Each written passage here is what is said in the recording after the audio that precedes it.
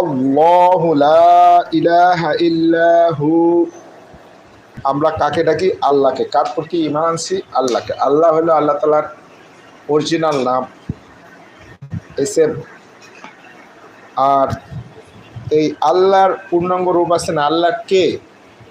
আল্লাহ যে আমরা ডাকি, কে কি? এই পারিভাষিক অর্থ হলো লা ইলাহা ইল্লাহু, তিনি ছাড়া আর কোনো ইলাহ নাই। আল হাইয়ুল কাইয়্যুম। আল হাইয়্যু মানে চিরঞ্জীব, কাইয়্যুম মানে চিরস্থায়ী, সব কিছুর ধারক বাহক।